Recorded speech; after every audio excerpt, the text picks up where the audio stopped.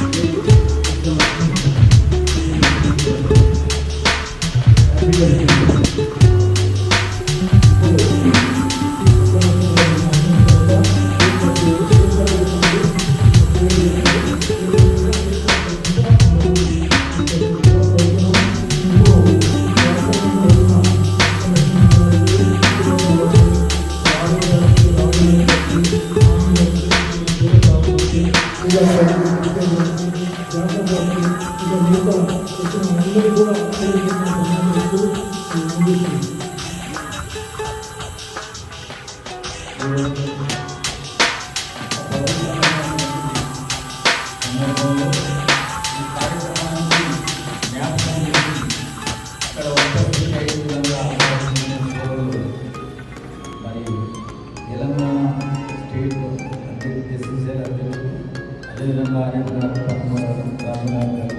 Shekhar Reddy bishop ఇక్కడ వచ్చినటువంటి గౌరవ బిషప్ అనేటువంటి నమస్కారం. ఇప్పుడు నేనేమంటున్నానంటే ప్రపంచమే ఒక కుటుంబం అని చెప్పుకునేటువంటి కంప్యూటరైజేషన్ యుగంలో కులాలు, మతాలు, ప్రాంతాలు ఇవన్నీ కూడా మనం కొన్ని సందర్భాల్లో వాడుతున్నాం. అయితే ఎన్ని ఏం చెప్పినా మన దగ్గర కరప్షన్ తగ్గడం లేదు. స్కీములు పెడతాం, అన్నీ పెడతాం, కానీ కరప్షన్ గురించి ఎవరు మాట్లాడారు. అందుకొరకు మొదలు మనిషికి పాపభీతి రావాలి. పాపభీతి రావాలంటే యేసు క్రీస్తు గారిని స్మరించాలి. లేకపోతే ఏదో మనం పేరు కొరకు ఫోటోలు చేసుకున్న దానికి పరిగణించబడతాం. నేనేమంటున్నంటే ఈ దేశంలో ఎప్పుడో వెనకడికి జనక మహారాజు పాలించిండు. జ్వరం వచ్చినా ప్రజల దగ్గరకు పోయిండు, కష్టాల్లో ఉన్నా పోయింటాని ఆయన పేరు క్షీరధ్వజుడు ఉంటే జనకుడు అనిపెట్టింది తమిళనాడు. నేను అనుకుంటా మనమైతే విదేశాల్లో నేను తిరగలి, ఇండియాలో కొద్దిగా తిరిగిన కానీ ఏ మతం కూడా ఇంకొక మతాన్ని అకంలో వచ్చిన దాఖలాలు లేవు. అసలు ఈ కులాలు ఎప్పుడు తెలియదు, ఈ కుప్పటి ఎప్పుడు వచ్చిందో నాకు తెలియదు. కానీ వీటిలో కూడా నేను బాధపడ్డ దాంట్లో నేను అయితే నేను ఎస్ఎస్ఎల్ ఉమ్మడి రాష్ట్రంలో ఉన్నప్పుడు చంద్రబాబు నాయుడు గారు అంటరాని గ్రామ నిర్మాణ కార్యక్రమం చేశారు. వీరి గురించి మనం మాట్లాడడం కానీ మతాల గురించి బ్రహ్మాండంగా మనిషిగా చూడడం కాదు, ఇతర జలచరాలను కూడా పౌరత్వంతో చూడగలిగితేనే నువ్వు భక్తిపడవు. అది ఏ మతమన్నా ఉండాలి. ఎన్టీఆర్ హ్యూమనిజం అన్నాడు కానీ ఏదో వేరే విధంగా చెప్పలేదు. కాబట్టి మనం అందరం కూడా ఒకట ఇప్పుడు ఇక్కడ ట్రీ కదా, ఈ ట్రీ విషయంలో కూడా చెప్తాం.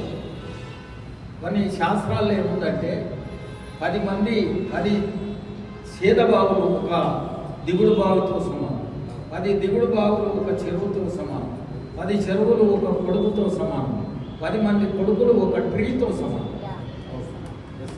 అంటే 10 మంది కొడుకులతో ఒక చెట్టు సమానం. అంటే చంద్రబాబు నాయుడు గారు చెట్టు నీరు కార్యక్రమాన్ని ఉమ్మడి రాష్ట్రంలో పెట్టి అక్కడ కూడా పెట్టి. కాబట్టి ఎన్టీఆర్ అనేక పాత్రలు నిర్వహించిన సందర్భంలో ప్రాంతాలకు కులాలకు వ్యతిరేకంగా అంటే అందరూ సమానమని చెప్పినటువంటి మహానేత ఎన్టీ రామారావు గారు.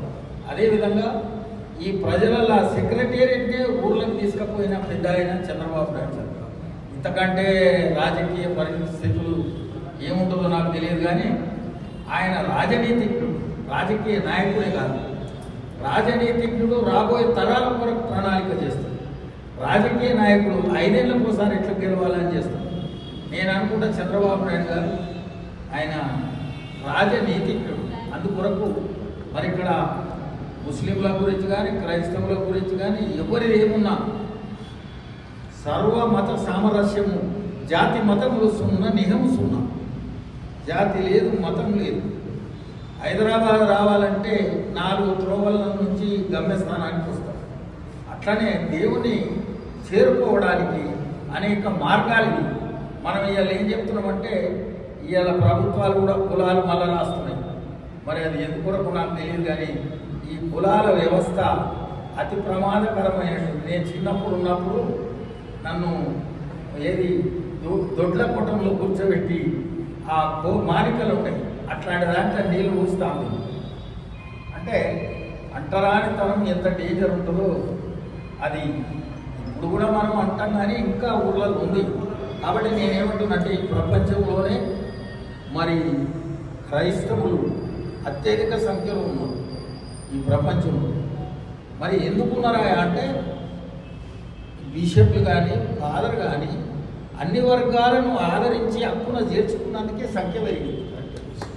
అంతకంటే వేరే ఏం లేదు. కొరకు ప్రేమ కరుణ అనేది ఎవరో చెప్తే రాదు, అది సత్సంగం వల్లనే వస్తుంది.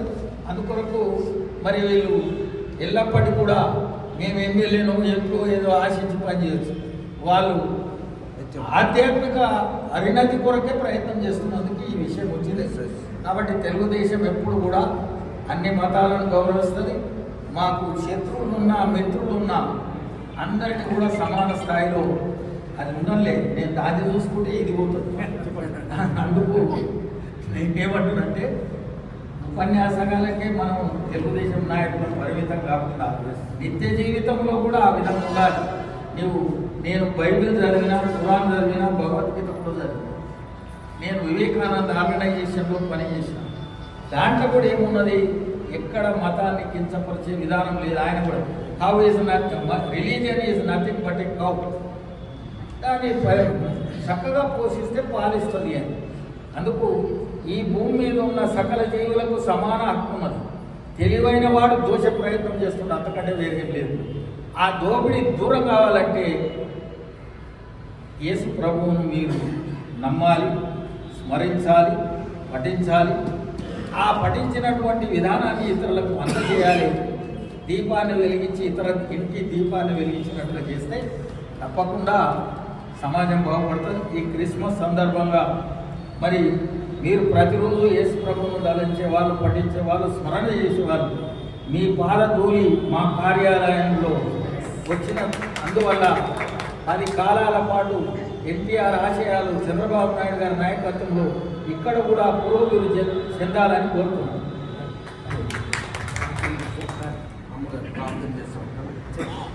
ప్రైజ్వాడండి. మాది విజయనగరం డిస్ట్రిక్ట్ పూసిపట్టు అశోక్ రాజు గారు వాళ్ళ వంశం నుండి వచ్చాము. ఆనందగిరి గారు వాళ్ళు మా బంధువులు వాళ్ళు.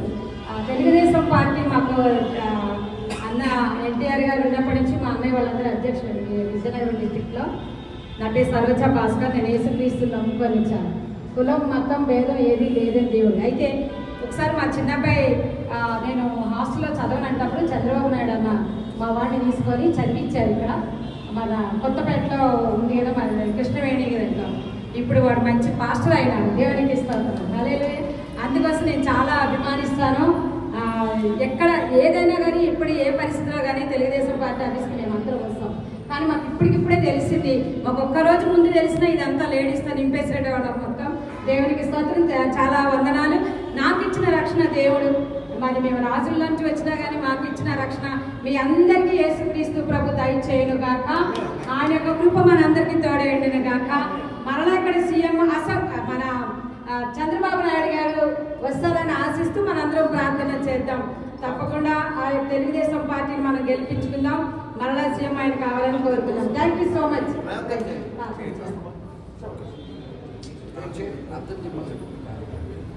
సకలాశీర్వాదములకు కారణభూతుడమైన దయగల తండ్రి, ప్రేమ నమ్మకము కలిగిన దేవ, మీ అపారమైన కృప తండ్రి, మీ ప్రేమను బట్టి కృతజ్ఞతలు చెల్లించుకుంటున్నాం.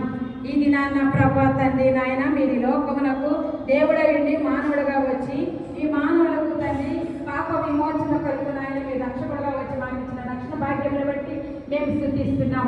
ఇంతవరకు ప్రభు లోకమునకు మీరు ఎందుకు వచ్చారో నా ప్రియబిడ్డలు దైవజనులు అందరూ తెలియజేస్తున్నారు. ప్రభా అనేక మంది శుద్ధాత్మక సహవాసము ఇప్పుడు చంద్రనాథకి ప్రాముఖ్యంగా తెలంగాణ టీడీపీ ఆఫీస్ ఉన్నటువంటి పేరెంట్స్ అందరికీ ఇప్పుడు బిషప్స్ సేవకు ఇప్పుడు ఎప్పుడు సదాకాలంతో దీవించి ఆస్వాదించింది కాక.